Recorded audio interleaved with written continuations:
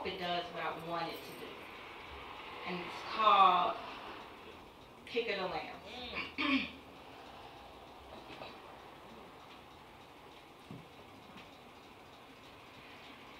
My guess is that our lambs don't kick any differently in the womb. They don't require special tools to be delivered or special milk when they are feeding. My guess is that mothers of lambs hardly ever know what it is they are growing in their bellies.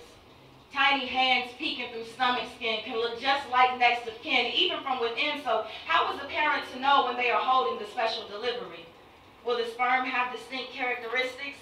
Will the lipstick she wore that left tattooed kisses across Papa's collar make any difference? What makes a lamb sacrificial? Or better yet, what makes a fetus turn sacrificial lamb? How come there are no early warnings found? With all this new technology, why can't we tell from the ultrasound when the gender is revealed? Like, good day, ma'am, you're having a boy. And from what we can tell through this gel and 3D screen is it'll probably only survive 21 days after turning 17. It looks like he will be a lamb, a sacrifice, a civil rights violation that might grip the nation in news stories that will hold pictures of his dead body hostage towards the camera like, look at what we could do. So we advise you a bit of bed rest and stamina building because you're going to need it. And it's Papa too, for if he sticks around, it is likely to tear his soul apart, that his child could be killed like an immense sense of danger. So teach the next inmate not to whistle at strangers, and you might be able to add an extra breath or two to his life. That is, unless after losing the gunfight to his young and tender fist, he is laid on top of, hands gripping his wrist. Sacrificials usually don't make it past shit like this. How do we prepare ourselves for what could become our inevitable? Because Lord knows our babies don't seem to kick any differently in the womb. The music we put on growing bellies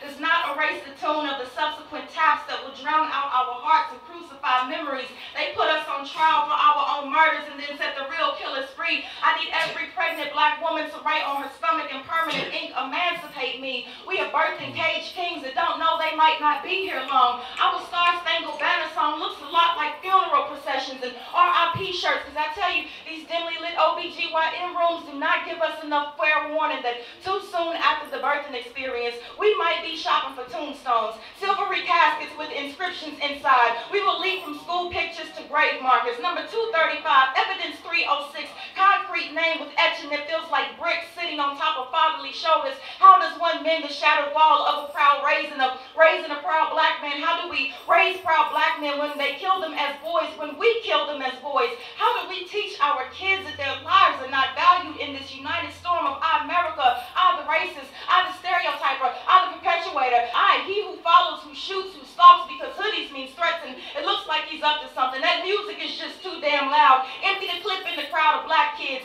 Arrogance and egos make some of us too damn proud, and so down goes another lamb. The justice system loves the murder of our sons, but it's more fun when it's done by the hands of one of their eyes, their guys. The number of Sean Bells is steadily on the rise, but our ties to black on black crime divides how and when we fight. So we tear up the club and claim to be in the right, but none of this helps the parents who see their child's name in news lights sleep well at night. These be the hood drones, injected a serum in our prenatal pills, sacrificial lamb kills. This society teaches our men that they are kings only in the Rodney sense. Billy Club bitches, pull that nigga's britches down past his mandingo's dick, trade in the switch for the sodomizing broomstick theory. 50 years of all white juries, no peers. How can they convict when they can't even begin to relate to the black mother's tears? The mothers who intercourse once and was taught what it meant to be, have love be in the air. Congratulations, ma'am. He is a prince with a full head of hair. We teach them to embrace the life of a king, not realizing that they might be eradicated by the time they turn 15. So if ever we see them in the driveway with their back blown out next to a shell case in the hatred,